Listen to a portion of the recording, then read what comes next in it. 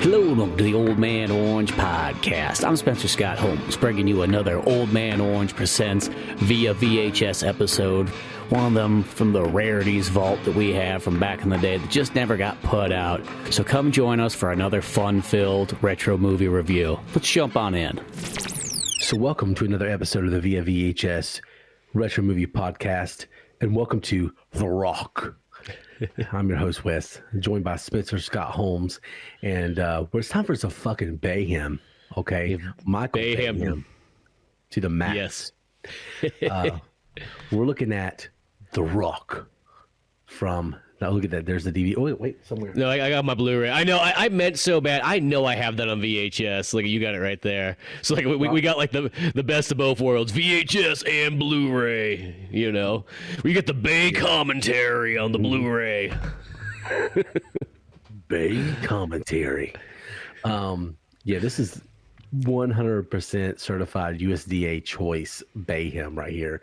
We'll talk a lot about this. You know, is this Michael Bay's best movie? Is this a secret, covert James Bond movie? Which there's a lot of people who think so. We'll talk about that. But this is one of the best action movies of the 90s. Huge blockbuster hit. And I had never seen it. I had never seen The Rock until I watched it this time. See, that's the most surprising thing. When you told me that last week or whatever, I was all... How did you get by TNT and TBS and every other station known to mankind from like 97 to 2007? Because I felt like that was the thing about The Rock is like, it would just pop up on, you know, it was very common to be on Starz Action Channel, HBO, you know, TBS, TNT, you know, even Fox and all that kind of stuff. Like, it felt like it was one of those movies that was very highly in circulation on television. I don't know. I really don't know. Now, when I watched it, I realized I had seen chunks of this film for sure, especially once they got to The Rock. I remember a lot of those elements when they first got there. So I had seen some of this movie before. I just don't know. I don't know how this happened.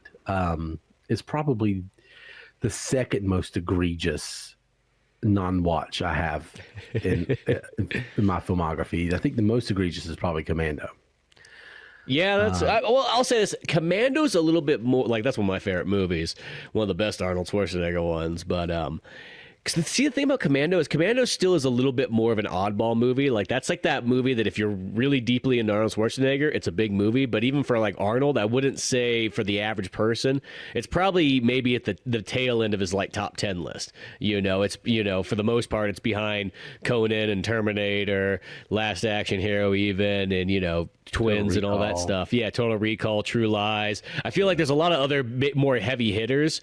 For an Arnold Schwarzenegger fan, Commando is really high, but I feel for like the general public there, where The Rock always feels like it's kind of one like that and Bad Boys, and I guess you'd say nowadays, Transformers, but like it felt like The Rock and Bad Boys was kind of like the definitive Michael Bay for at least, the early days ones.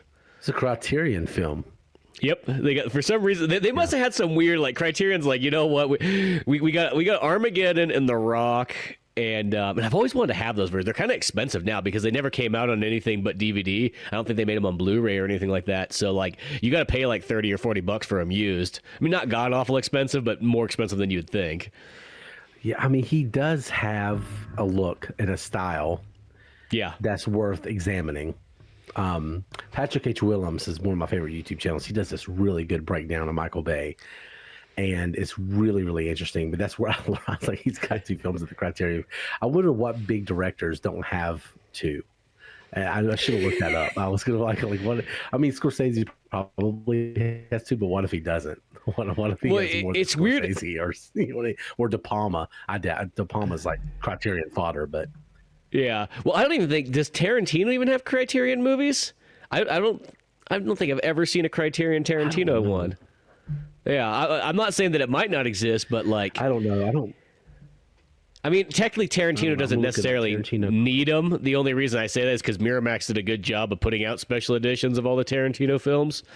But because that was more like the big Yes. Criterion is really like the original company that did good special editions because they did them on Laserdisc from the 80s onwards, and they're almost the company that created like the behind the scenes stuff, the commentary tracks and all that stuff, that by the mid 2000s, like everybody was doing it. That's what makes, because this rock Blu-ray that I have right here is literally 2008, so this is almost like you bought a PS3 and you want to get a classic movie on Blu-ray to try it out, you could get The Rock, and as I said, you got special features, you got commentary tracks, you got high definition. High definition. Yeah, no, this movie, I can't believe this has slipped through my fingers through this whole time, and because I love Sean Connery too, and of course Nicolas Cage. Which they just let his ass loose in this one, which is one of my favorite things of it. They just let him go full Cage. Which Michael Bay and Nicolas Cage are two people who should not cross over in the same filmography because it's just too crazy. You know what I mean? I can say that about John Woo too, but he's but there they are, and oh my God, it was just beautiful. By the way, my name for this episode is Zeus's Butthole. If anybody's wondering. It's a great line. Yeah. Which to keep in the movie, which is like makes it even better. Like, that's the hill you're gonna die on. Yep. But yeah, I couldn't believe that was the hill he was gonna die on in this movie. It's like, I have to have that line in there. Zeus's butthole. No, this movie is unhinged, but it's good. This is the best Michael Bay movie. I mean, it's pretty darn. It's one of those ones. It's so dialed in. It's the best Michael Bay experience, I'll definitely say. I feel it gives you that 100%. I will say myself, I kind of toss it up between two movies. It's this movie and Pain and Gain.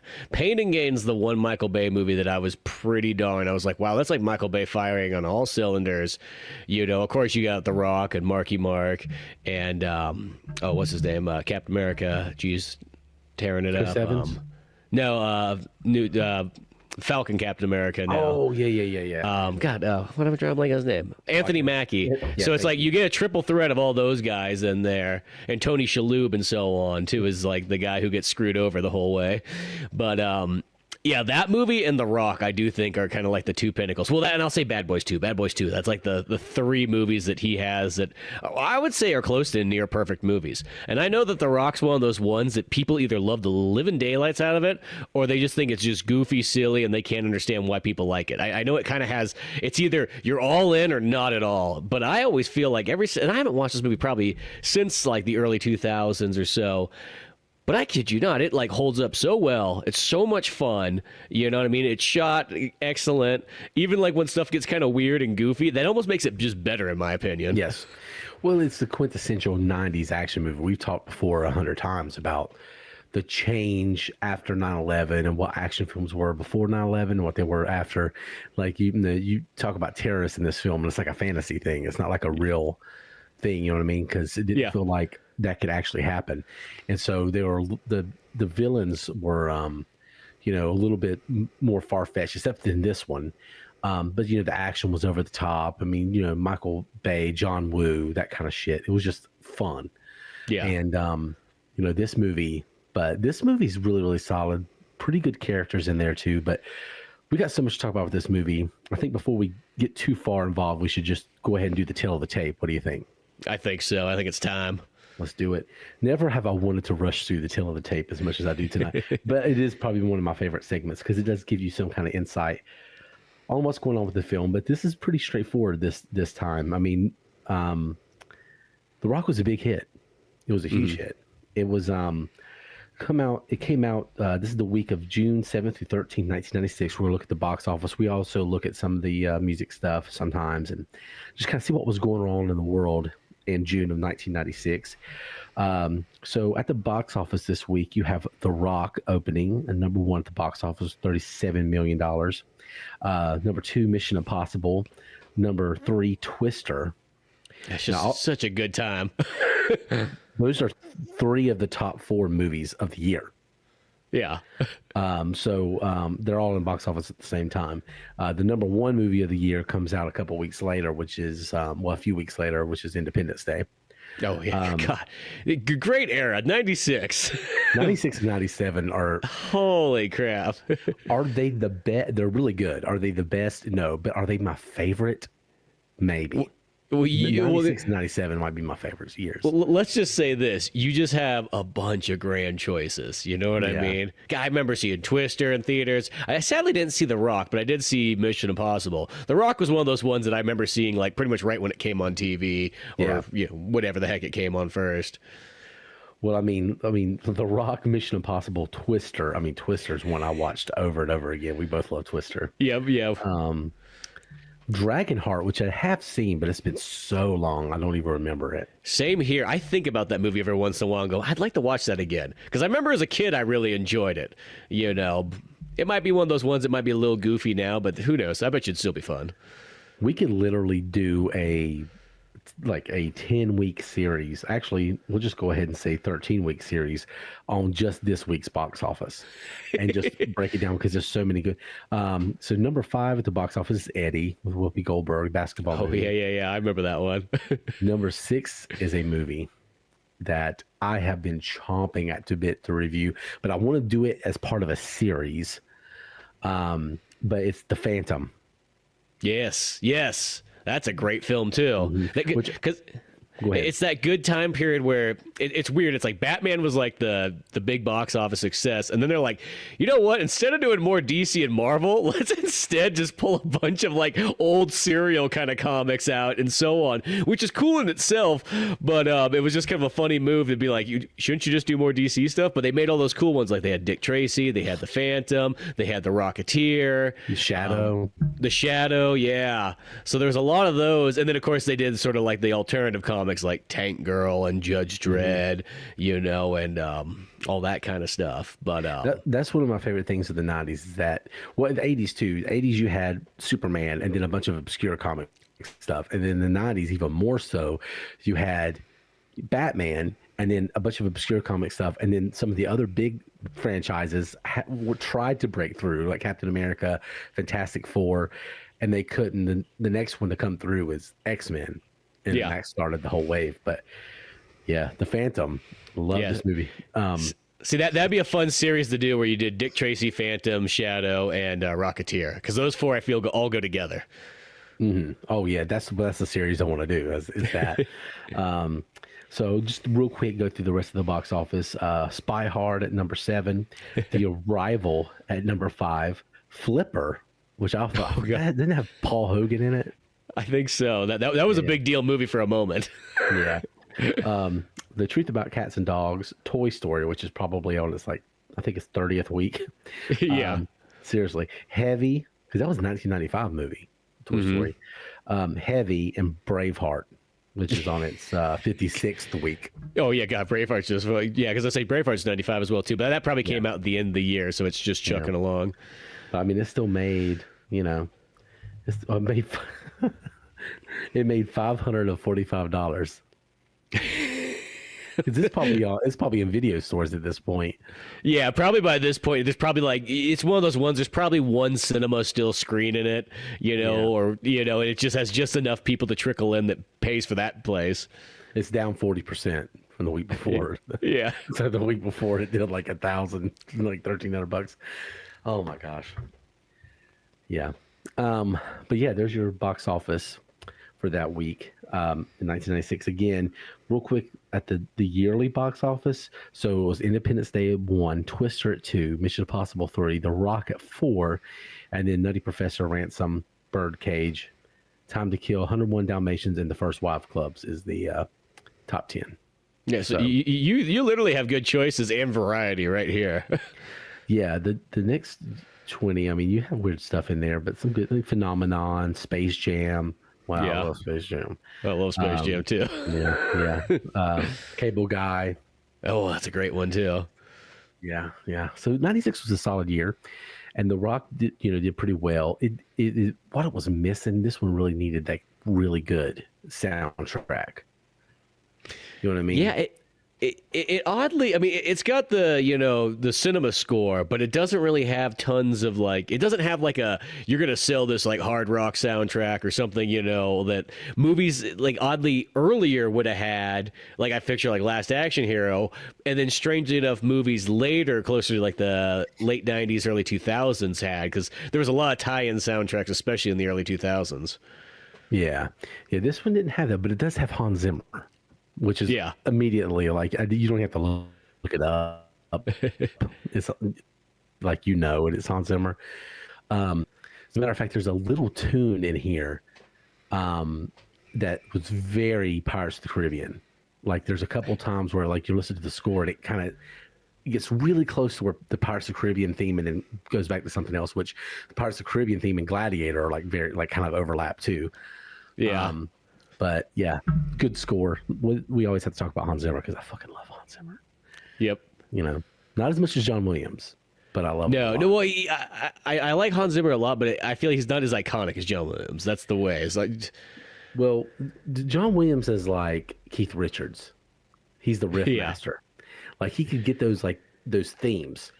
Those little like this whole score is good, but he's really good at writing those quick themes for characters or title tracks, and then he makes these iconic like riffs essentially. And Hans Zimmer will have that whole like the Interstellar score, which you can listen to all day. Yeah. He's got the really dialed in cinema scores, like in the sense the stuff that like you might not be like humming it just instantaneously, but like it fills the movie really well. Mm-hmm. Still, his best score is Days of Thunder. I'll die on that hill. Oh, I love Days of Thunder score. Oh, so good. And he was just knocking it out of the park. I was literally just watching Backdraft, and he does a score in that one too. Is that Don Simpson, Jerry Bruckheimer too? Because it feels like I don't think so. Because it's Universal, so it's Ron Howard, and so it's kind of the other camp. It's the other camp. Gotcha. Yeah, that makes sense. Don Simpson, Jerry Bruckheimer. That's another thing about this movie too. When you saw that logo pop up in like the 90s, early 2000s, of course, Don Simpson's gone by the time this movie is released. Yeah. But that logo, you see that lightning hit, you're like, oh, shit's about to get fun. Things are about to be really, really fun. That's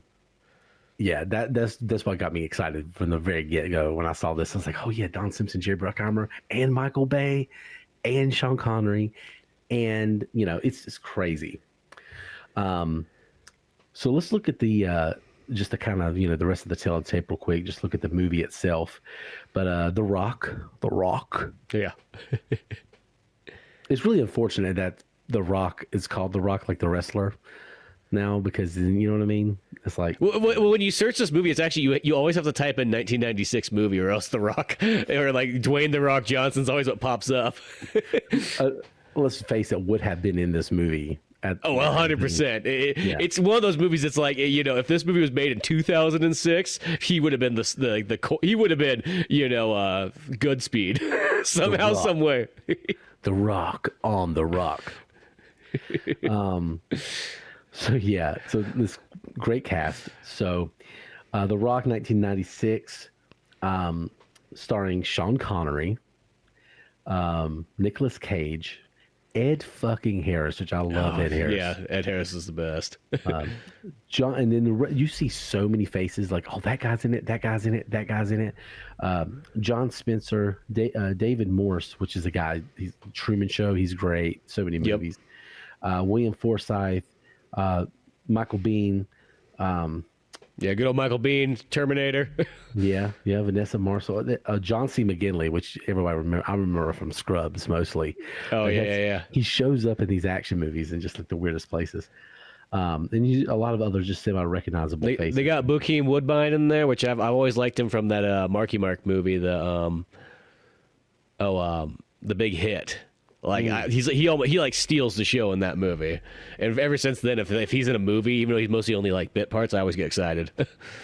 I always get excited when I see David Bowe, because he's in he's in UHF obviously, but it's surprising how often he shows up in movies, and you're like, oh, and you see that same IMDb picture of the guy, and it's just like, oh god. So I get excited when I see him, but this movie.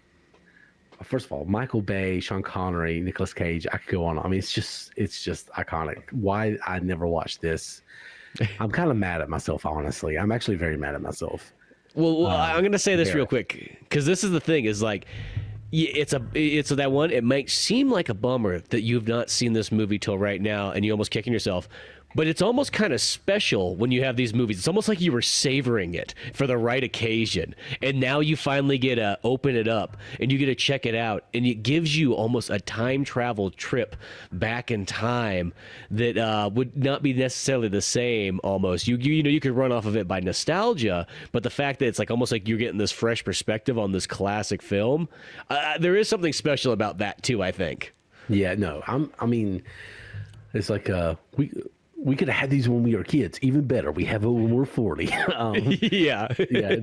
Like I was thinking of that Step Brothers line, but it's I did in the very early days of via VHS, like back in the Beebs and Derek days.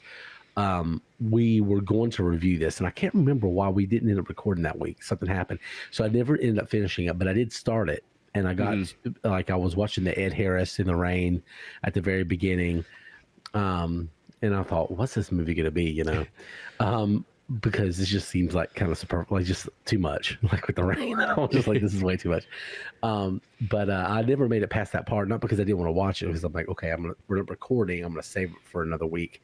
And then we never got around to doing it. But I almost watched it then, but I'm glad I've seen it now. Real quick, The Rock, if you've never seen it, obviously we're going to spoil the shit out of it. But a mild-mannered chemist and an ex-con must lead the counterstrike when a rogue group of military men led by a renegade general threaten a nerve gas attack from Alcatraz against San Francisco. So, have you been to Alcatraz? I have. Oh, see, my brother has too. I didn't get to go when I was out there. I remember because when we went there, me and my buddy Cisco were so excited to go. They were probably like 10 years old or whatever when we were there. And then, like, you get on the island, and they really only show you, like, one little small section, so it kind of bummed me out. Like, I was like, cool, but I thought we were going to explore this whole place. You know, when you're a kid, you want to see, like, everything. And I remember it was just like, oh, okay, we go down, like, one section, and then they're like, yeah, and that part's kind of, well, it's not safe over there, and that part's falling apart there, and, well, okay, let's get back on the boat, everybody. And so it was cool, but, like, it was one of those ones, like, I kind of wanted to be cooler. It's funny because you do look at it in this movie, and like this movie almost like makes Alcatraz seem much more like almost like a castle type atmosphere. Almost feels like it's something straight out of like Soviet Union. You know, it doesn't look nearly in real life. Once again, it doesn't look nearly as cool as it looks in this movie. Like, you know, just the way some of the setup is. Like even like the bathroom stalls and all that stuff. Like you do see them, you know, on the tour, and it's just like, oh, they're just kind of like normal ones. But like in this one, it's like they got that real design, the way the shower room is, and all that kind of stuff. And it just has this. It has like a very old communist sort of feel, even though it's supposed to be in San Francisco. Yeah, their classic architecture was our prisons. So, yeah, I've always wanted to go to Alcatraz, and so it's just a cool idea to film a movie there. But yeah, that's one of the main reasons I wanted to watch it was because I've always been kind of obsessed with it. But so Sean, you know, I gotta say this real quick, just because speaking of Alcatraz, because okay, you know, there's this movie that's kind of the big one, but then there's the Escape from Alcatraz with Clint Eastwood, which is the other real big one. That I just thought about, I'm like, realistically, you almost could have had this movie be slightly a sequel to Escape from Alcatraz, and be like, oh yeah, by the way, who do we need to get? We need to get Clint Eastwood, and Clint Eastwood could have been the Sean Connery character almost. Yeah, and it kind of would have worked in a very similar fashion, you know. Yeah. This movie, well, I mean, there's a whole is it a Bond movie element, which is not a Bond movie. Let's just get that out of the way. Yeah, but it's not a Bond movie, but is he James Bond? That's a different conversation, you know. Yeah. But yeah. So first off, I'm gonna talk about Ed Harris first, because Ed Harris still just showing about everything he's in, which is hard to do when you got Sean Connery being like peak Sean Connery, like he's fucking cool as hell in this. Yeah. You have uncaged Nicolas Cage, just going crazy, ad-libbing, just having those weird, just like freak out moments that he has in movies. So you got like peak level Cage, and Ed Harris still to show one thing about Michael Bay movies is they're poorly written, in my opinion. Most of them are just. This one isn't. Like, Well, speaking of written, I did see that apparently Quentin Tarantino, in one of his early day jobs, actually doctored this one up a bit. So that's I would love to hear almost like Tarantino deep dive into this and just let know, because that could mean anything. That could mean he punched up 3 pages, or it could mean he did maybe a little bit more. But that might have been what added some of the extra details to it. But Ed Harris is a really well-written character in this movie. Like, that's something different than most of the villains, especially in Michael Bay movies. It's just, but like you said, yeah, like we had all these people come in and punch up the dialogue, punch up the script secretly, which I wish Tarantino would have done that with a few other movies, like notably Quick and Dead, which he would have came in and fixed some of that stuff. Yeah, man, this is definitely the most coherent, cohesive Michael Bay film. And the action's really, really good in it, even though it's unnecessary, especially the car chase. The car chase is just there because somebody wanted to shoot some cars. Oh, Michael Bay. He wanted gratuitous. We get like the most explosions you get in this are like really at the very beginning and at the very end. But even the title screen has a explosion in it. Yeah, it's like yeah, that's what I'm talking about. We got Michael Bay, but it's except for the car chase, it's not. It's pretty good. It's like it's not as Michael Bay actiony. Does that make sense? It's a little bit more dialed in, a little bit more controlled.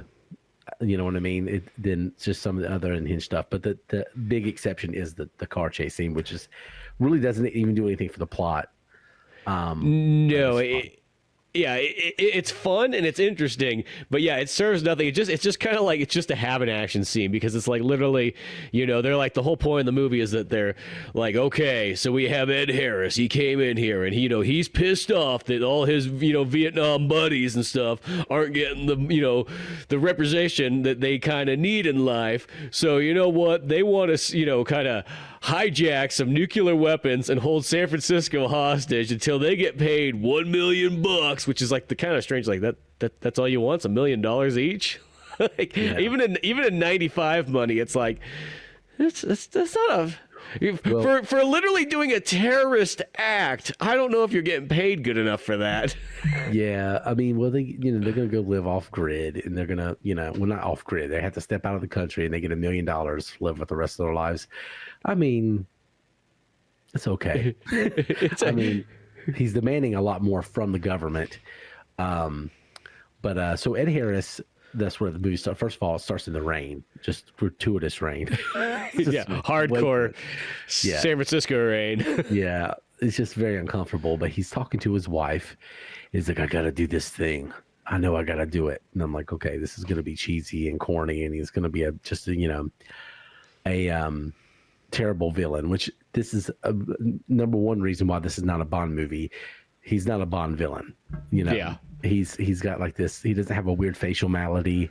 He doesn't like, you know what I mean? So Ed Harris is a well-written character, but essentially he's this extremely decorated general. Was he a general? Yeah, I don't know if he's a general necessarily. No, maybe he is. He's a high Marine in a sense, because the movie definitely has a Marine versus Navy SEALs kind of vibe to it. Yeah, he's got like, Purple Hearts and Congressional Medal of Honor and like all this stuff. He's extremely well decorated and incredibly intelligent, a great soldier, but he's lost some soldiers in his command, and their families weren't compensated, and he feels like the government is being shady, which, let's be real, and that they are, withholding money from these families. So he decides to get a bunch of weapons, which one thing I love about this movie is not nuclear weapons. Yeah. Because it's so overplayed. Like they created this crazy kind of like chemical bioweapon that's like melts your face, which they show at the very beginning of the movie, which is something I loved. Yeah. Where the guy gets his face melted. Have you ever seen that Chernobyl HBO show? No, I know of it, but yeah. There's a guy in there that is exposed to the radiation like throughout the series. He just deteriorates and kind of melts essentially. And it's like so frightening. Like, God, please don't let us ever have, a nuclear war. But the opening of this where the guy gets kind of like boiled by the shit, I was like, oh my God, that's, yeah, you know, pretty crazy. Just a cool, very 90s design. You got like the neon green shit going into like, Yeah, it's got these cool little glow ball things that it all kind of hangs from for like this nerve gas toxin. yeah, it's a really cool design, really cool. The concept of the movie is really good. So he steals these chemical weapons and decides to go to Alcatraz and take a bunch of hostages, which that's the best place to do it because they can't fucking get away. No, yeah, you can't really get in there and get them out. Supposedly, yeah, and you know, this is the only weak part of that whole part of the movie is that you see the hostages at the beginning and then they kind of just forget about them the rest of the movie. Like they're talked about and they're discussed, but you have like brief shots where like, hey, they're still alive, and it goes right back. Yeah, and especially as it goes down, you don't even see the hostages at the very end of the movie if they got off or not. Like there was a giant explosion, and you know, Nick Cage and Sean Connery survived, but I don't know about those hostages. Who knows what happens to them?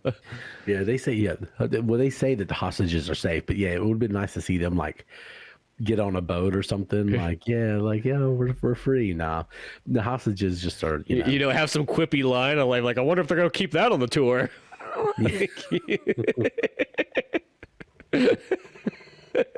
Because this movie's full of a lot of those lines. Oh yeah. But the hard one when Connery goes, "Welcome to the Rock," I'm like, yeah. Hope you have insurance.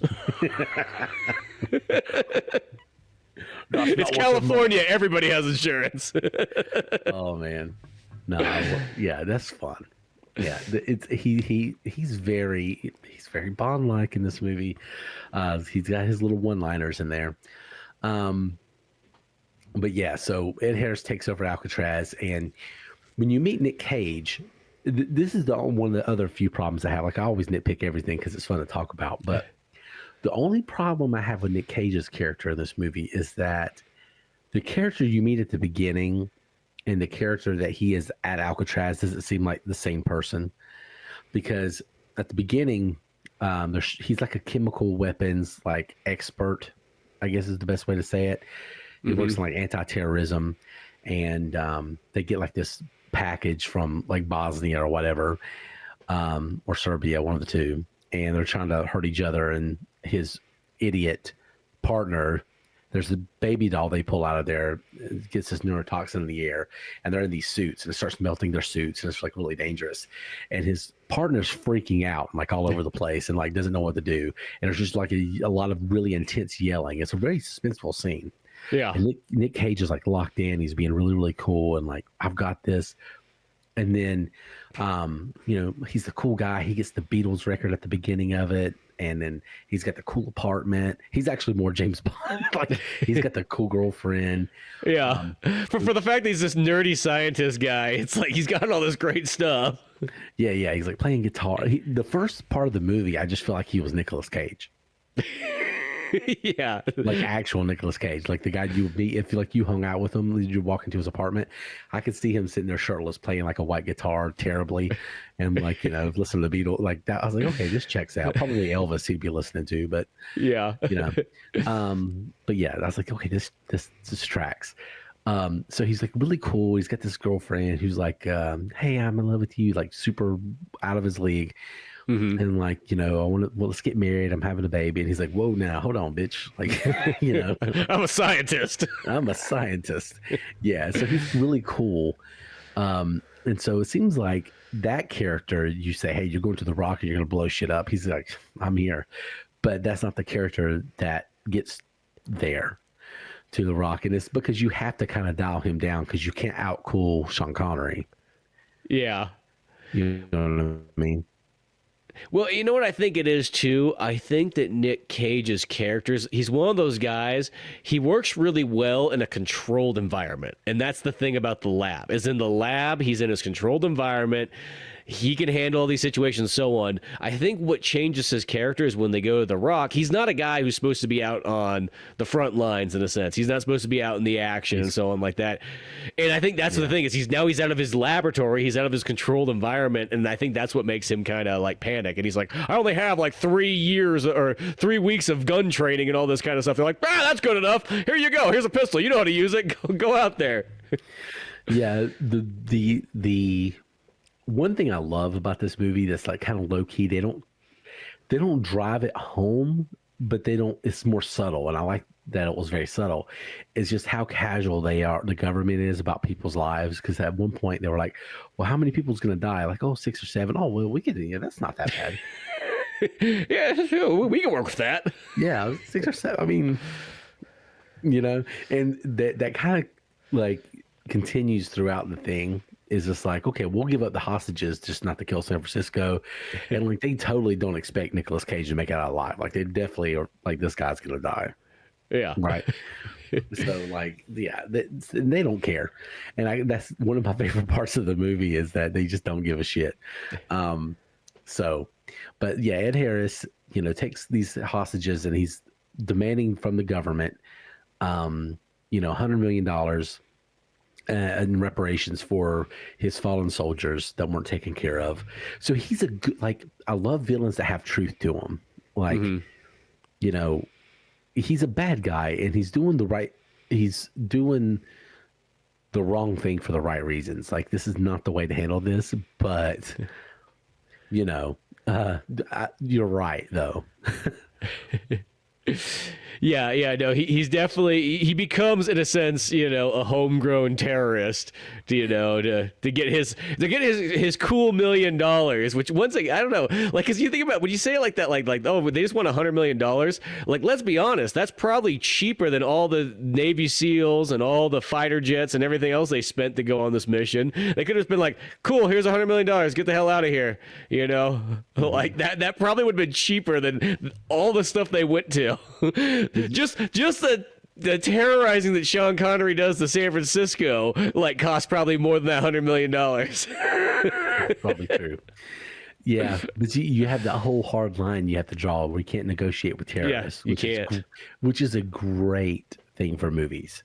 Yeah. It's a great thing for movies because that's like you have that plot device to keep things like, well, we have to fucking fight because we can't negotiate with terrorists. Yeah. Which is one of the best gifts the government has ever given Hollywood is that little plot device. It really is. So they gotta get in there and they got to penetrate the rock, and they have like 3 days or something initially, and just get these hostages out because they're not going to give this guy $100 million. And he's got a crew with him. Ed Harris does. He's got these crew of mercenaries. They've become mercenaries now because they're going to take this $1 million. They can never step foot on American soil again because they're going to be traitors. And they've locked down the rock. They've got like their little command center set up, and they've got this thing figured out, man. Sensors, Yeah. Well, I'm thinking about now. I bet you those hostages could probably scuffle up, $100 million between all of them and be like, yeah, here you go. Send us out of here. No, they could have kept those hostages and said, hey, you know what? What's your life worth? Can you guys all throw down? Like, can you call up some family members and get a couple, $1,000 here and so we'll start working this out. Like, whose life's worth enough? Yeah, I mean, 90 people. I think it was 90 hostages, right? Yeah. Yeah, they probably could have put that together. Or like call GoFundMe. Yeah, it's just an old-fashioned one, Yeah.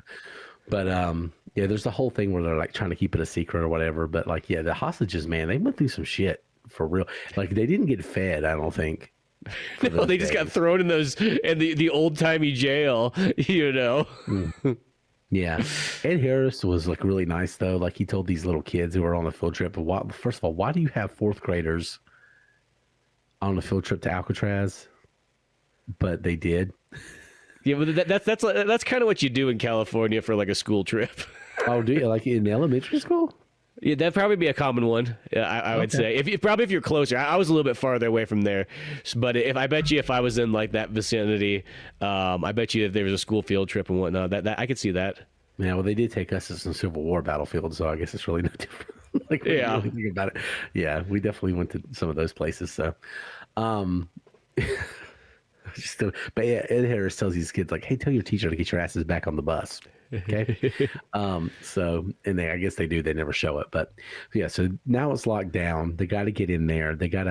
He's got these terrible weapons. He's got those 16 weapons or whatever. They're pointed at San Francisco, and he's going to shoot them. And listen, it's going to take out like 80,000 people, and it's going to be like a really fucking bad way to die too, because it's like going to melt your face off. As they show at the first of the movie. And so you need a chemical weapons expert. So there's where Cage comes in. So they tell him to get to San Francisco because he's going to, help with the situation. And I feel like they meet in this aircraft hangar, and I swear to God, it's the same one from Armageddon because there's a giant American flag hanging down.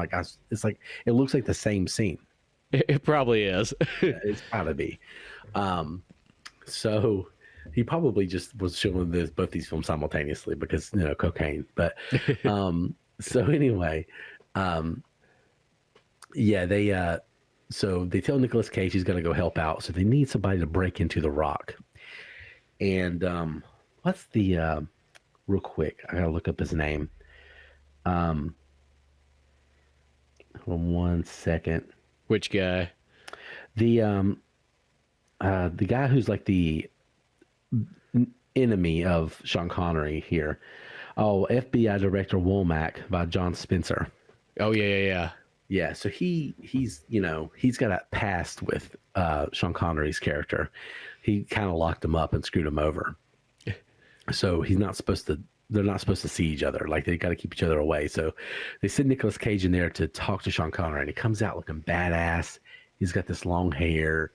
He's all like, been reading philosophy and art of war and all that stuff. Like, basically training for 30 years to be the biggest dick imaginable. Literally.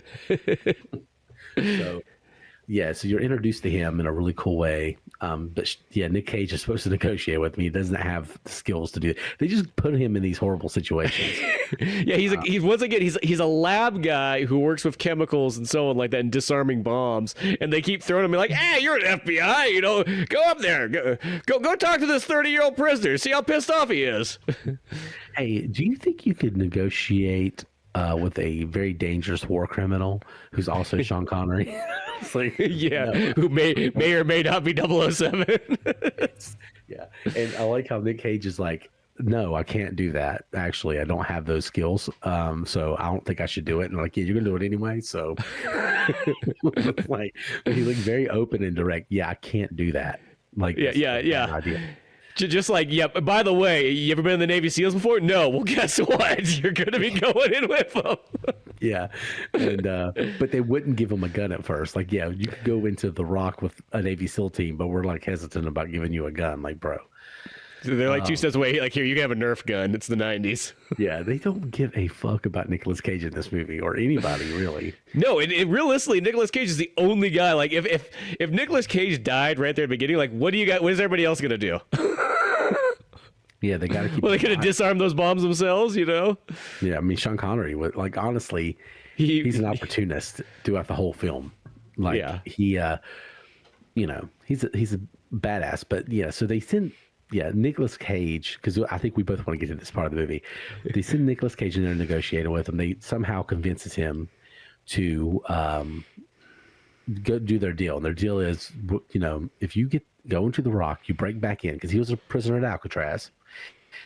And he's the only person to have ever escaped, apparently. And then they put him back Clint Eastwood else. Yeah, the Clint Eastwood. They're like, "Listen, you break back into the Alcatraz that you did 30 years ago, and you help us do this, we'll make you free." Which they totally are not going to do that. They have no plans of letting this guy be free. And Sean Connery knows that. His character knows that. John Patrick Mason. Mm-hmm. Which, by the way, real quick, going back to the Bond thing for just a second, I read in another theory, one of the other things, that Mason is an alias that James Bond used in one of the movies. Oh, interesting. Yeah. Yeah, so that's another thing too. I don't think it in the video we watched, which was really, really good, and I'll link it in. That wasn't the penguin one. The penguin one, yeah. But I liked it a lot. Yeah.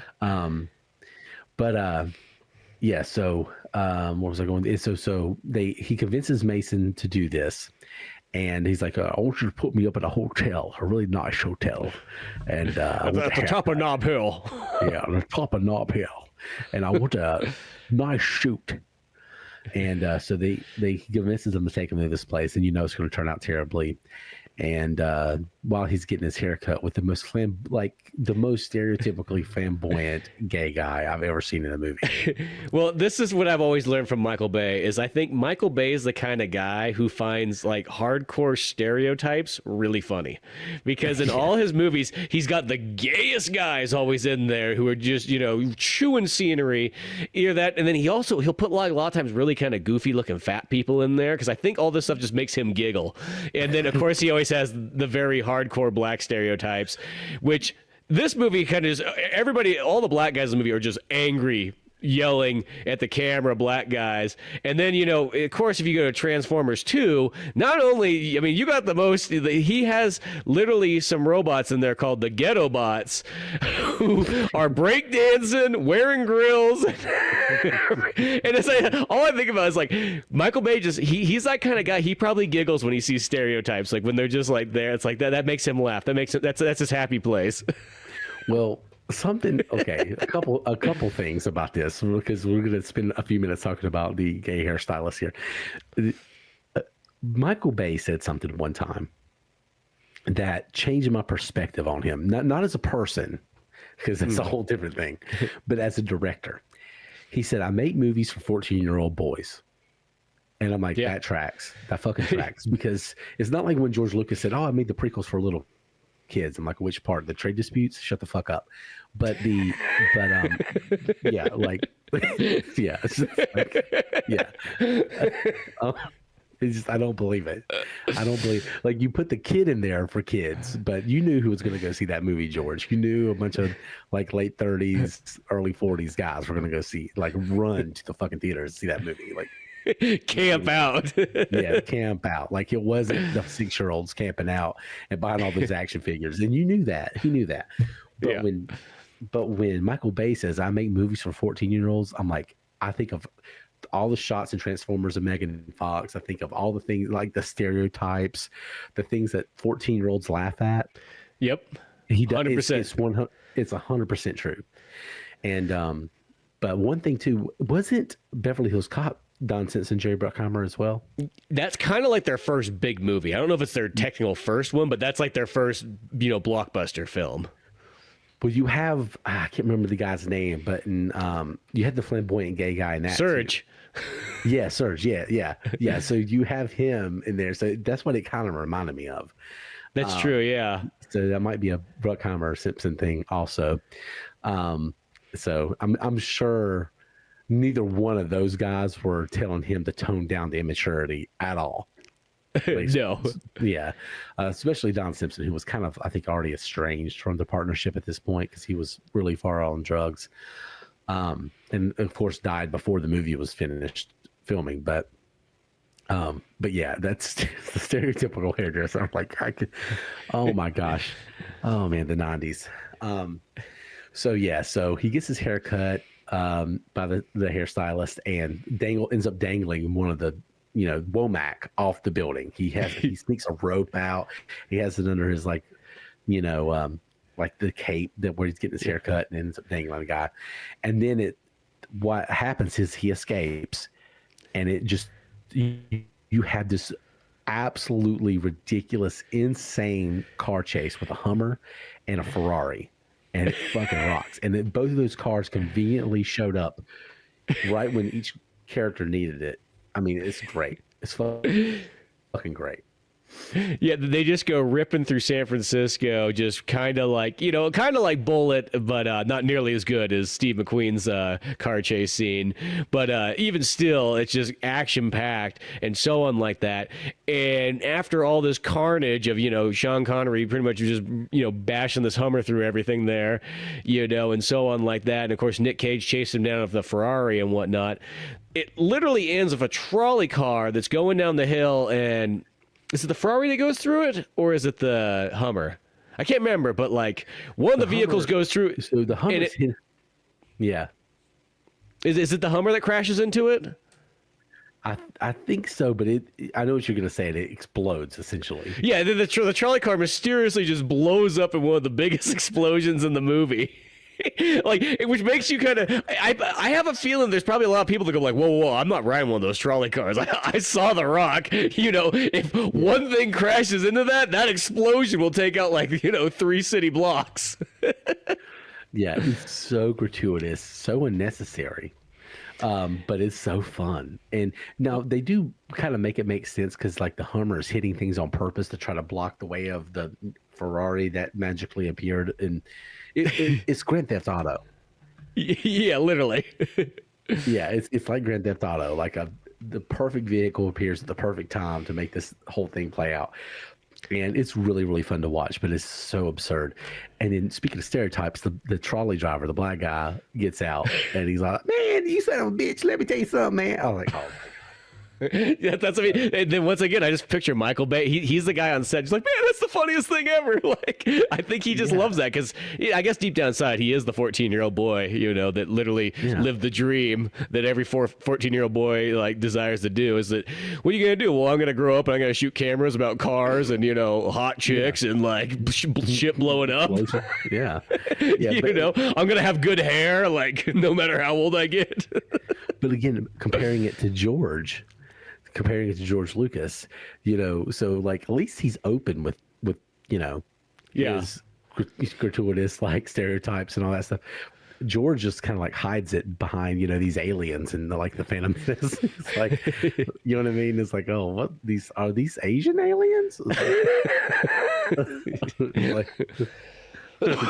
whipped up the ventilation shaft. Yeah, it's the whole thing. Oh gosh.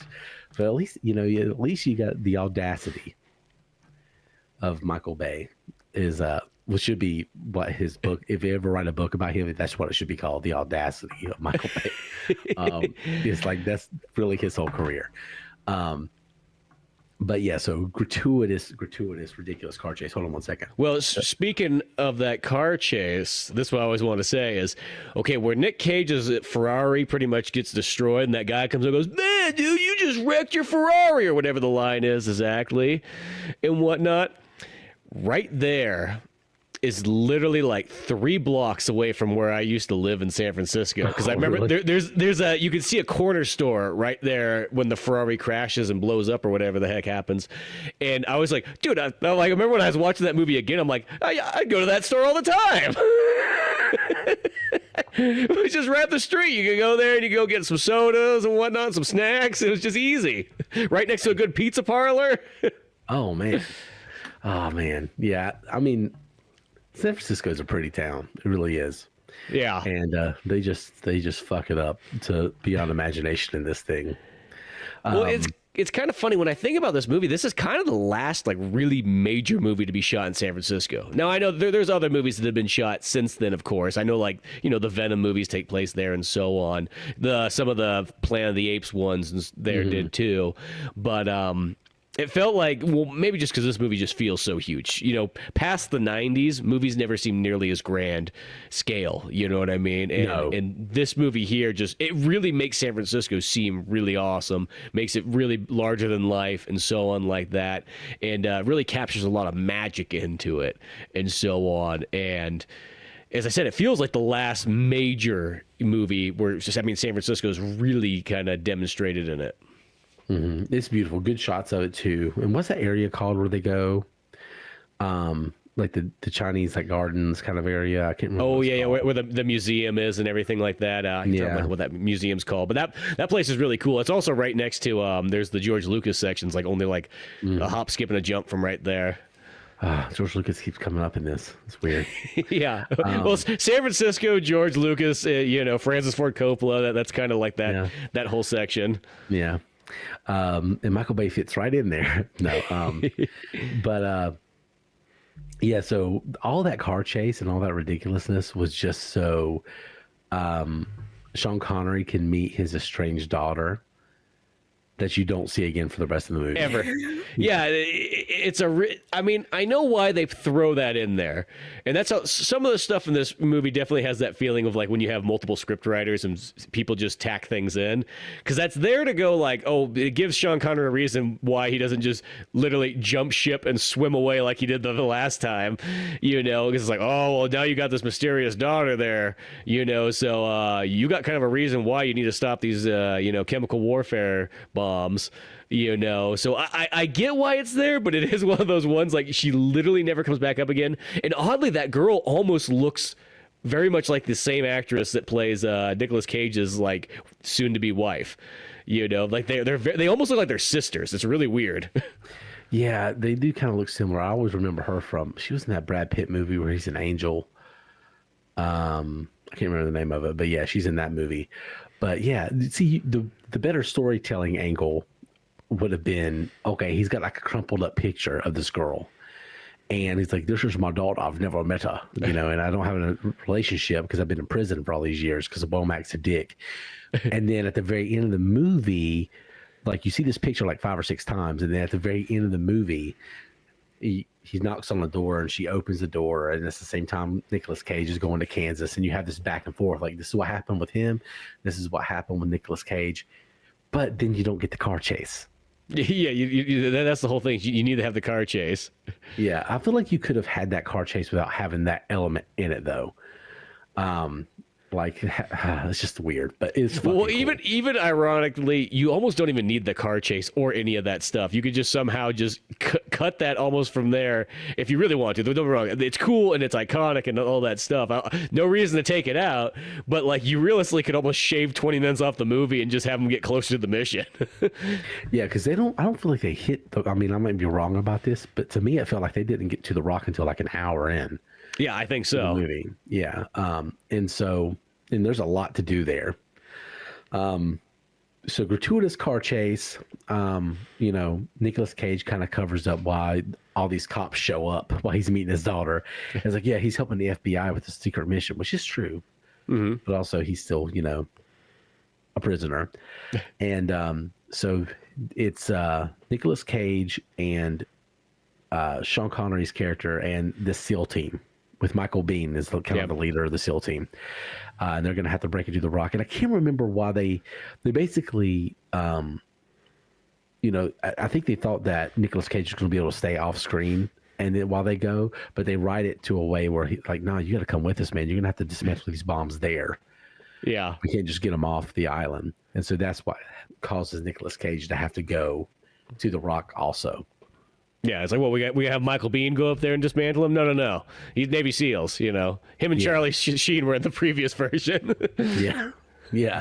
Which somebody I was doing a kind of looking at another review. I can't remember which one, but people were making a point that Micheal Biehn looks like Snake Eyes from Metal Gear Solid, or Solid Snake, or Solid Snake, whatever his name is. Like especially the very first cover of the game, it kind of looks like him. Yeah. Well, I do kind of think that even in like that original Metal Gear, it does have a lot of inspiration from like almost his character in Terminator 1. Mm-hmm. I don't remember the first games as much. I remember my brother loving those games.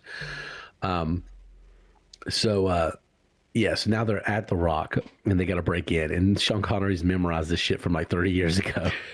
Yeah. Like there's like the part where he has to go. He's like, I'm going to literally roll through this furnace fire, death trap, Indiana Jones style thing. He's like, don't worry, I have it memorized 30 years ago. I'm pretty sure you would not remember that still.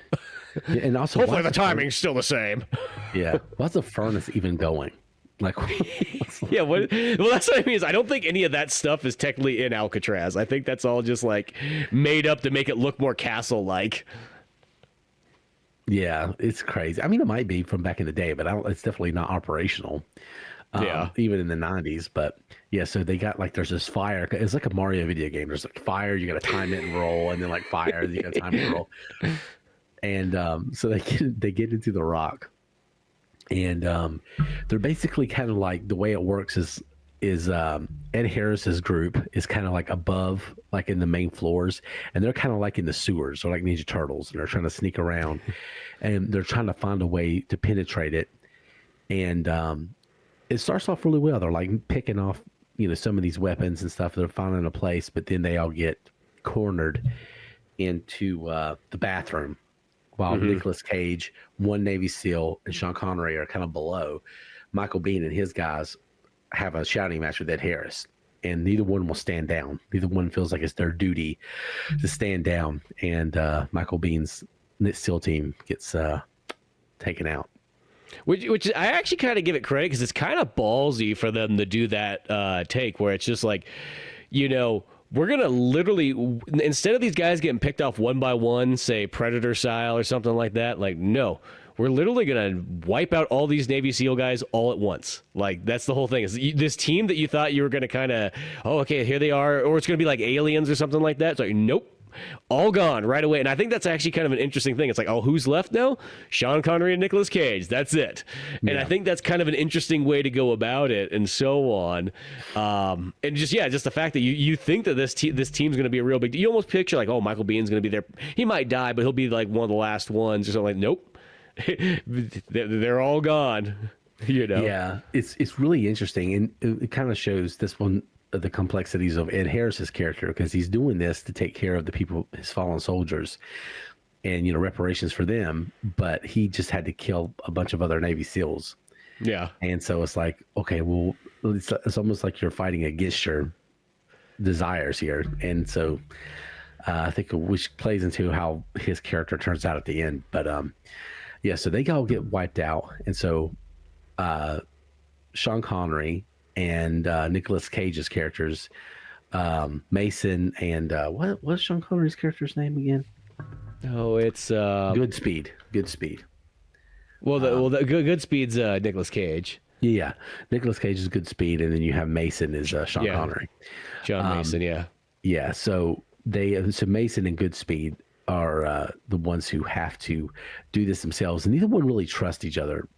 Goodspeed doesn't trust Mason, because Mason's a convicted felon and definitely not trustworthy, and then Mason doesn't trust Goodspeed because Goodspeed's not up to the task, seemingly. So they have to work together to dismantle these bombs, and what's best about that part is not just the action and them having to sneak around, but just the dialogue between the two. Yeah, well, because they're almost two characters not really made for each other, and but just the fact that like, well, we have to work together, like it's the only way it's gonna, we're both gonna get off this island.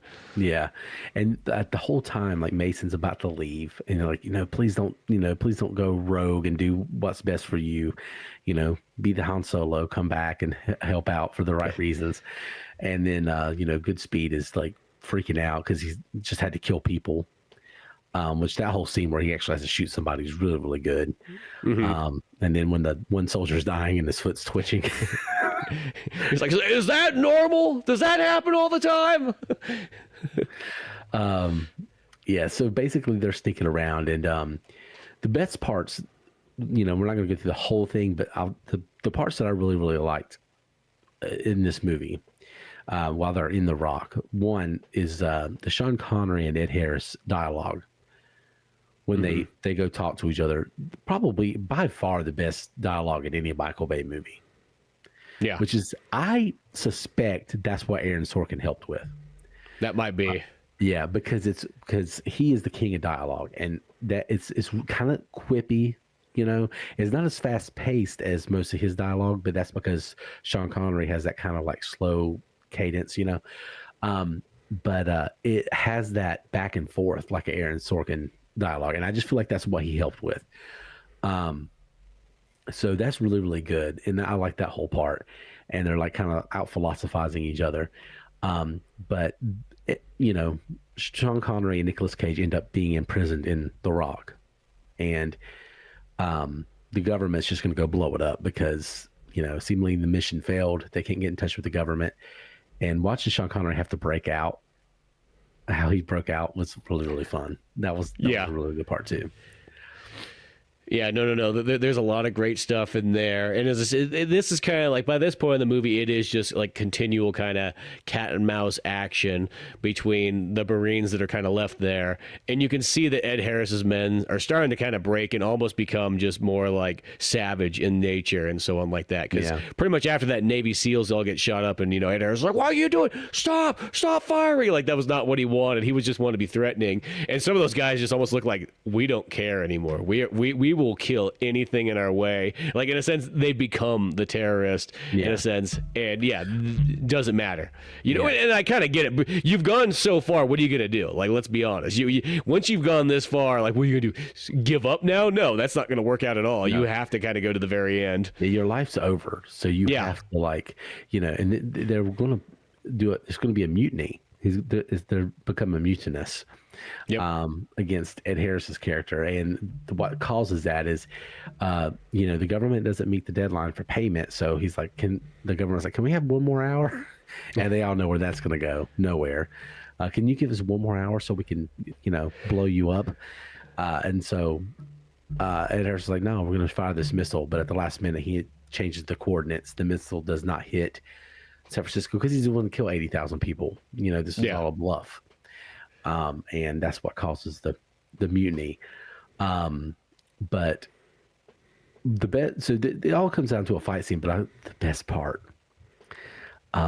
is Rocket Man, when he tells when the guy's sitting in front of the rocket and he goes, "You ever heard of Rocket Man? Because you're him. You're Rocket Man," and blows him out the like. It's so funny. That guy's like, "I don't like that soft shit." Yeah, I don't like that soft shit. It's very like the Ed Harris's team reminds me of just the group from Predator. That's like the B list. Like they were like the Great Value brand Predator team. They kind of are. Well, dude, that guy, not only does he get hit by a rocket, he also gets like this Mortal Kombat like fatality death because he falls out and then just gets impaled like like Vlad Tempe's like on the ground there. No, it's so awesome. It's the best death in the movie, I think. The big metal thing falling on the other guy is a really good one too. Oh, with like the air conditioner, whatever the heck it is, crushes him. Yeah, that's good too. But yeah, it also like it isn't the same guy that Sean Connery like shot his feet, which I loved because I always wonder in movies why they don't do that more. Like you just take them out that way. So like a lot of just ridiculous action towards the end of it. Some great shots. The whole Nicolas Cage holding up the green flares. Yeah, like that's like one of those iconic shots that would always appear like when you'd watch like previews of stuff and like be like, "Oh, you coming out on VHS or Laserdisc or DVD," and they'd show scenes like that. Which one thing I do actually have to say is but this is a Hollywood Pictures movie, which is really interesting for the fact that this is a Disney movie, a full-on Disney movie. Because that's the thing what Hollywood Pictures is. It's a full-on Disney company. It's not like, like Miramax, of course, was bought by Disney later on, so then it makes it funny when you go, "Oh, Pulp Fiction's a Disney movie," but not initially, where this movie is literally initially a rated R Disney movie. Like Con Air. Yeah, Con Air is in that same thing, too. So and two things you mentioned just now, though, are on the VHS. So you mentioned that like shot, like you have those like little scenes like watch all these cool action movies, and then you have the shot from this movie with Nicolas Cage holding up the flares. The VHS has that. But what's even crazier, you're getting ready to watch an R-rated action film with just crazy amounts of violence and explosions, and you have the Disney coming soon to video cassette. It's the same guy in the same screen. So like you're getting ready to watch, some crazy like silly kids Disney movie or something. Yeah, like Aladdin or Lion like King, George of the Jungle, or like one of those. And it's like coming soon to video cassette, and it even has the Disney sound. Like that. Jungle the Jungle and Con Air. Yeah. It's so crazy. It's so crazy that that's on there, but it's so weird to think these are Disney movies. But yeah, Con Air's a Disney movie. This is a Disney movie. They had another big one, I think that was R-rated, like another big hit. But Well, I generally really like those Hollywood Pictures movies because that's what Encino Man is, Son-in-Law, Super Mario Brothers. There's a lot of movies that I dig that's in that like movie studio that movie studio only really lasts for like 10 years or something like that. It's like 87 to like 97 or something, give or take. It's not very long, but like they do have a lot of bangers. yeah, this is definitely one of them. Yeah, but it's so weird. I'll have to play. I think I'll make a little clip from that and to just put on TikTok because it is so funny when you're seeing like you see all these action films and then the next thing is like coming soon to video cassette, which I think the movies that they like play the trailers of. I know one was Phenomenon. Okay. I can't remember the other one now. Shit, but one was definitely Phenomenon. But I feel like there was another action movie in there. I showed clips from Dead Presidents. Now, did you watch this whole movie on VHS for your run? Not the whole. Okay. Run. I had to change rooms because of kids and stuff. So I watched the rest of it on Amazon, but I watched some of it on there. I definitely started it on VHS. Yeah. I was gonna say because then you get the ultimate '90s experience, but since it's a big widescreen action movie, it probably will play better anyways on. Because I think it's like a 235 aspect ratio, so you're gonna lose a lot on the full screen VHS version. Yeah, it was still pretty cool though. And by the way, 2 weeks in a row with shots, great sunset shots of helicopters. Yep. Yeah, get some great helicopter. Well, yeah, that's the thing is Micheal Biehn, he probably took from Blue Thunder for sure, 100%. Yeah, took from Blue Thunder. Also, J.J. Abrams in Star Wars had that shot with the TIE fighters in front of the sun. I'm like, yeah, what's up? But yeah, man, that shot at the end with Nicolas Cage and the jets going overhead, like, it's fucking just rad as hell. Well, and that's a cool one too, because that's like an early days CG mix match kind of shot. So I don't know if I sent you there as one of those behind the scenes ones, because there was that cool show that came out in the '90s that just was always special effects on like pretty much just anything from like CGI to models to prosthetics and yada yada yada. It was just all special effects stuff. And they had that one where that scene was, so it's like the fighter jets, the F-18s or whatever, they come flying in, they're all CG made and so on like that. Then you have a Nicolas Cage stunt double there, and then they kind of combined in like the explosion and everything. So it was kind of a cool setup. But just like the early days when like they finally like, you know what, this will actually look fine. Yeah, I mean, the whole movie looks damn good. I was just thinking though, so last week we saw LA get fucked up, and then this week we see San Francisco get fucked up. Is there a movie where they fuck up San Diego? That's a good, or Sacramento. Lost World. Yeah, that's true. Yeah, Lost yeah. World. Yeah, there's a real big one that happens. Wait a second. Yeah, Lost World. So yeah, I guess that should be what we do next week. We just, this is our Fuck Up California festival. We should. We gotta see if one by Gavin Newsom. Yeah, we gotta see it. Yeah. We could just watch him to fuck up Sacramento.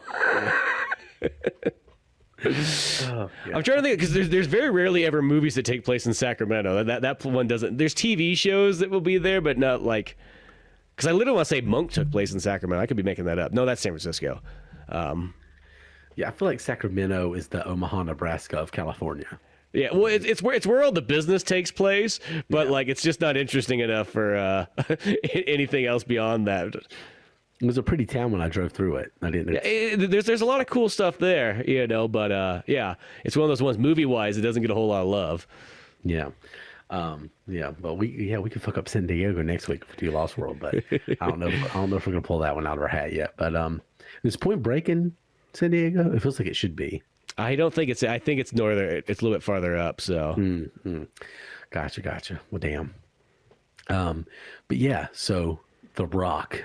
I had to rent this on Amazon when I watched the second half of it, but I have it on VHS. There's obviously available on Blu-ray. Man, I had fun with this film. This is one of the best movies I think we've reviewed. Definitely Micheal Bay's best movie, in my opinion, by far. It's the action was, even though it was just ridiculous sometimes and just unnecessary, it was way more coherent than like Bad Boys that annoyed the shit out of me when the geography made no sense. Like what are they doing? Like this one was definitely more cohesive. Great shots in there. Micheal Bay, his movies look good in my opinion. He has his own look and his own feel. And it might be just kind of corny to some people, and I get that, but it is good. You know what I mean? Yeah. Well, I feel that the fun factor is so high in Michael Bay movies because I'm one of those people that like, there's that period in the 2000s where people are always kind of like hating on Michael Bay and it was just common and stuff. And then I kind of realized, I'm like, you know what? If I look at all the Michael Bay movies, I mostly like every single one of them. I hate to sort of say it, but like, I think of him as actually being a pretty solid director, like in a sense. Like I always have a good time, you know what I mean? Like he's got great action-packed films. His filmography is not like ginormous, ironically. He's probably got less than 20 movies, but it's one of those ones that like, you look at stuff like The Rock and it's like beginning to end. Yeah, it might have some goofy stuff in there, but in my opinion, that makes it more fun. I like it. The action's great. Just the bantering is, witty and funny and so on and goofy. And then, you just kind of combine it with like perfect, like Hollywood blockbuster, like popcorn flick fun. And, you're in for an experience. He's great at this type of movie. He's great at movies for 14-year-olds. Yeah. And he's making it fun. The Transformers movies, I didn't like most of them, but if I was 14, I would have loved them. Yeah. And so he has that going for him. The one thing I'll never fucking understand is that some studio executive went to see Saving Private Ryan. And they watched the opening scene of Saving Private Ryan, and they watched the D-Day battle of Saving Private Ryan, just how amazing Spielberg did at that, and how he paid tribute to all those fallen heroes. And he said, I want to do this for Pearl Harbor. Who should we get to do it? Who has the emotional maturity to tackle this, one of the most important moments in American history? And they said, it's Michael Bay. Why? Oh, my gosh. Like, it irks me to no end. It irks me to no end. You want to know something funny? Yes. Yeah. You mentioned Saving Private Ryan. Now this sounds weird. When I was flipping through some Michael Bay stuff yesterday, just while I was researching the movie of The Rock and everything, I was looking up some of his older commercials that came beforehand because I'm like, I want to see what comes beforehand. He literally has this Coca-Cola commercial in like 92 or 3 where it looks just like Saving Private Ryan. Like you watch it and you go, shit, Spielberg fucking ripped off Michael Bay. Like, I mean, it's a Coca-Cola commercial, but like the look of it has that same like kind of like degraded kind of picture quality, like the low saturation, the high shutter speed, like all that stuff that like is in Saving Private Ryan was in this commercial. I mean, it's a little bit lesser because it's obviously made for TV, and it's kind of weird because it's literally like it's pretty much just like I just look at it like it's like Saving Private Cola because it's just like they go in this battle and they're like pretty much fighting the Nazis and everything like that. I don't know if it's like a Super Bowl commercial or something like that because it's like 2.5 minutes long, so it's like really long for a Coca-Cola commercial, but maybe that's what it was. And so they're going in there and a guy goes to chuck a grenade and he chucks his Coca-Cola bottle in at the Nazis and it like distracts them or whatnot, and they're like, what's this? And then he walks up, he's like, that's American. And there's this like Sherman tank drives up, and it literally, he takes that Coca-Cola bottle out of the Nazi's hand and goes up to the tank, and it's literally got a pop, like a bottle opener on it, and just pops it open and just drinks. It's like Coca-Cola helping out the boys across seas every day. It was fun. It must have been a Super Bowl commercial. That's the only thing I could think of, like, for what it was. But ironically, the look and feel of it was 100% Saving Private Ryan almost 10 years beforehand. I gotta look it up. But maybe we'll have to clip this and put that shot with it just so people can see what we're talking about. Because he is patriotic as fuck. Okay, Michael Bay loves America. Okay, yeah. Like, the Rock explains it. American flag, slow motion shots, soldiers. You know what? Have you seen the Meatloaf music video he did? No, but that sounds amazing. I feel like I've been missing out. It's literally every single Michael Bay trope except the explosion. But there might be an explosion. I don't think there is, but it's like all his tropes, visual tropes, are in that music video. I mean, first of all, it looks like the scenes from Pearl Harbor at the very beginning, where it's very super Americana, and they're in the old plane, and there's an American flag for some reason, and there's a wheat field, and there's like, it looks like the opening of Pearl Harbor. The whole video does, and it's extremely like Norman Rockwell America kind of thing, slow motion, but it's the most Michael Bay thing you'll ever see. It's him condensed. It's the nutshell of Michael Bay. Or the nutsack of Michael Bay. It might be the better way to say it, but it's fun. It's good. Well, yeah, I feel like watch you some of you this. combine that with Meatloaf too. I'm sold. Yeah, you'll have to look that up because it's pretty good. But yeah, he has his style. He has a vision. I mean, so love him or hate him, he used to be like kind of like rivals with like Fincher back in the day. Like they were kind of like trying to one up each other. And I think Ridley Scott or maybe it was Tony Scott, one of the two, kind of was like had his eye on both of them and was kind of like bringing them up. But it might have been Ridley because I know Fincher went on to do Alien 3. And then Michael Bay was just copying Tony Scott. He's trying to be. Well, yeah, I was gonna say because like I always feel Michael Bay is like in a sense a combo of two main directors. I always feel more than anything.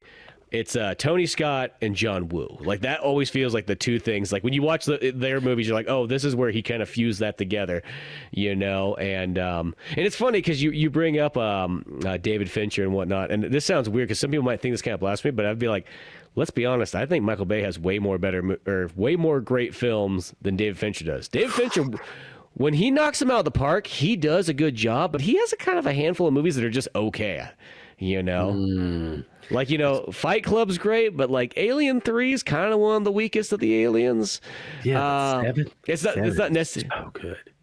Yeah, Seven's a movie. I have to give that another watch because I didn't like it the first time I saw it. I thought it was just kind of okay. I was like, like it was one of those ones where I watched it. I was like, it's interesting, but it's not my favorite. I feel like I'd appreciate it more by now. It's been a long time. I literally own it, so I've been meaning to do that. But then it's like he had that movie like Panic Room or whatever. That wasn't very. It was just kind of okay. I don't know. I just remember because I when I was going down the rabbit hole once, I was trying to catch up on a lot of his movies, and I was like.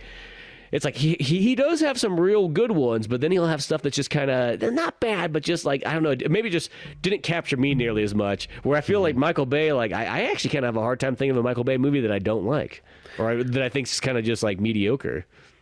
Yeah, well, the one. So have you ever seen Zodiac? No, but I have heard that's a pretty good one. Speaking of San Francisco, yeah, Zodiac's really good. The girl with the dragon tattoo that he did was really good. I saw the 3 Swedish ones, but I never saw the American one. That's out of all the movies that never became a trilogy that should have been. That's up there. It's because they get better, and like the second and third one, they are better. Yeah, the Fincher one is really good. And then he did Gone Girl, But yeah, I thought that was Ben Affleck that did that. No, I think he directed it, and Ben Affleck maybe produced it and wrote it. Oh, okay. But I mean, he starred in it. Yeah, he directed. Yeah, he directed it, which is weird. That movie's 11 years old. Crazy. Yeah. As I said, he has good stuff, but if I kind of wanted to, if I was just going to put the Michael Bay list next to David Fincher, I know that's almost like two completely different styles of movies. Yeah. You know what I mean? But if I had to say, like, if I had to take one or the other, like, I guess I'm going with Michael Bay. I liked Armageddon's fun. It makes no fucking sense. No, but it's fun. It's super fun, and it has the one thing that The Rock didn't, which is the cool soundtrack. It's got Aerosmith. It's got fucking Aerosmith. Like, it's The Rock. Like, can it be cooler? Yeah, let's add Aerosmith into it. Also, speaking of Ben Affleck, which we've shown it before, we talked about it before, but his commentary for Armageddon is so good. The best thing ever made. It's the best thing ever made. It's just, why is it easier to train astronauts to be oil drillers instead of oil drillers to be astronauts? You know what? Shut the fuck up. See, and I'm so glad because you can actually listen to that on YouTube and so on, because that used to be a hard one to come by because you had to have the Criterion version. You couldn't just have any copy of Armageddon. It had to be the Criterion one to have that version. That's probably why that's never been re-released again, too. I bet you that they're like, no, lock that up, because that's not even on Blu-ray or anything. Oh, God, it's so funny. Nobody who liked Armageddon was swayed by that. Like, you're like, yeah, we know this is stupid. Well, most people know it's stupid. Some people are like, yeah, this is America.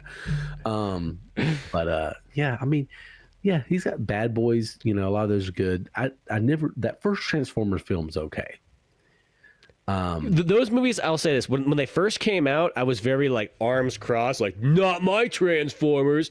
like there's a really good Transformers movie. It's called '86. And I went to watch them again, like maybe a decade ago. I was like, okay, I'm just gonna go out. I'm gonna buy the 5-pack or whatever the hell they were at right now, and I'm gonna go in there with an open mind and watch them. And when I did that, I was like, I actually enjoyed these more than I thought. Once I took away like kind of like my Transformers 80s bias and just said, just watch them for what they are. Don't try to watch them for what you wish they were, And when I did that, I was like, okay, you know what? They're not bad. I could totally enjoy these. You know what I mean? And I actually think the third one was my favorite one out of all of them. So I saw that one in theaters. The trailers for those, best trailers ever made. Because they're great, yeah. The trailers were insane. Did you, real quick, have you seen the newer like Bumblebee and Rise of the Beast or whatever? Yes, I did see that one. Yeah. Those are a little bit better, I think. I thought that was pretty. Yeah, I love Bumblebee.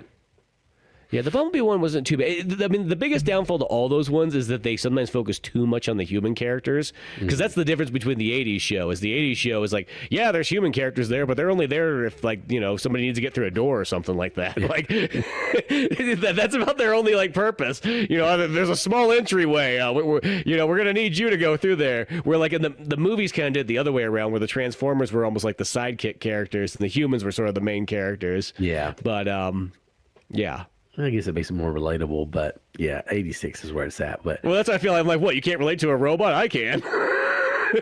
Yeah. Did he direct those Turtles movies, or did he just produce them? I think he just produced those, but I actually like those Turtles movies quite a bit, especially the second one.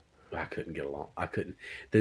Honestly, sounds so nitpicky. I could not deal with the design of the Turtles. I just couldn't do it. I was like, this is. I can't do it, but I should give those. I need to sit down and watch those and give them a try. But yeah, especially the second one. That second one, I feel like the first one's like, okay. I remember watching them like, okay, it's Turtles for somebody else's generation, but I can kind of get behind it. But then I thought that second one was like, dude, that second one was pretty fucking dialed in. Yeah, what's even Michael Biehn doing these days? Is he even up to anything? He did that. He just had a movie not that. There was a movie he had not too long ago, and I remember I kind of wanted to go see it, and then I didn't see it. I felt bad. I don't know why I felt bad. Like Michael Biehn went hungry that night, and it was all up to me. Yeah. Well, he's got he did Ambulance. I forgot. Yeah, I think that was the one, and I felt like I should go see it, and then I just didn't. Oh, I never saw the Benghazi movie. I have it on Blu-ray over here. It's one of those movies I've heard kind of mixed things. Some people think it's just I guess it's just a Michael Bay thing. Some people think it's excellent, fantastic, and some people just don't like it at all. I forgot he did this movie. Now, I'm one of the few people who actually really like this movie, so I'm going to give Michael Bay some credit in this. The Island. Oh, that is a good one. I kind of forgot about that one too. I haven't watched that in a long time, but that actually is a pretty sweet movie. Yeah, I like that one a lot, actually. It has its problems. It's not perfect, but yeah. Well, that's the thing is, let's be honest. There's nothing really ever perfect about a Michael Bay movie, but like you could totally excuse it because like there's so much else going on that like even if some things are just kind of off, that's you know what? Don't worry about it. Don't worry about it. That's suspension of disbelief. Yeah. Just have fun. Just turn your brain off. Have fun. The Rock is the king of turn your brain off, have fun. Michael Bay films. It is the best Michael Bay film, the most coherent Michael Bay film. I think it's his magnum opus. It's his great so far. He might. Well, and it's funny too. It's only his second movie. That's kind of the bizarre thing too. It's like he came out swinging. Really, I mean, I know he had a lot of practice with music videos and commercials and so on, but yeah, let's talk about like you have Bad Boys as your intro movie, and then you have The Rock as your second, the follow up one. Yeah. That's a really, really good start. Then Armageddon, your third one. Yeah. Pearl Harbor, I guess, for your fourth, and then fifth is Bad Boys 2, which Bad Boys 2 though is pretty darn up there as a. Yeah, and then you have Bad Boys 2, The Island, and Transformers came before. I mean, The Island came before Transformers. Yeah, that movie's 20 years old this year. Yeah, the Island's almost probably, I would say, Michael Bay's kind of like almost most forgotten and kind of underrated movie. because that one is really good. And that used to be the one back in the day when people were all anti-Micheal Biehn in like the early 2000s or just 2000s in general.